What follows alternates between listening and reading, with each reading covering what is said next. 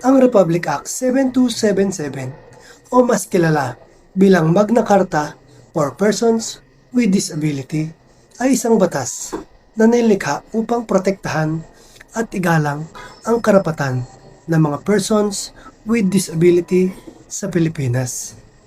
Linawin natin, hindi ito tungkol sa awa, hindi rin ito tungkol sa limos. Ito ay batas ng karapatan at dignidad.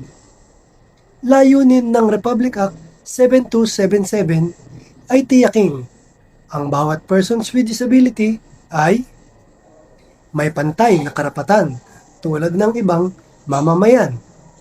May akses sa edukasyon, trabaho, at serbisyong panlipunan. At may buong partisipasyon sa lipunan, hindi itinatabi, hindi isinasantabi. Ngayon, sino ba ang sakop ng batas na ito? Sakop ng Republic Act 7277 ang lahat ng taong may physical disability.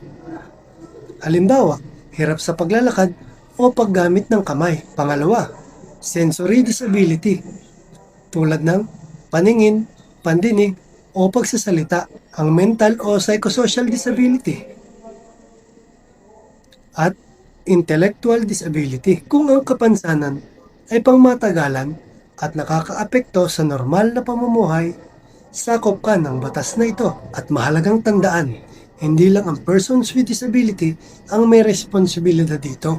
Ang gobyerno, LGU, paaralan, kumpanya at private establishments ay may mga legal na obligasyong sumunod sa Magna Carta for Persons with Disability. Pero ang tanong, ano ba talaga ang mga karapatan ito? Ano ang mga benepisyong dapat mong matanggap? Pero madalas, hindi na ibibigay. Sa part 2, pag-uusapan natin ang mahalagang prinsipyo ng RA 7277 at ang mga discounts at privileges ng persons with disability. Huwag i-skip, huwag palampasin, dahil ang kaalaman sa batas ay kapangyarihan. Kung gusto mo ng malinaw, patas, at makataong paliwanag, follow Boss Lekem, nagbibigay ng inspirasyon, pag-asa, at tumutulong isulong ang karapatan ng persons with disabilities. At huwag kalimutang i-share ang video na ito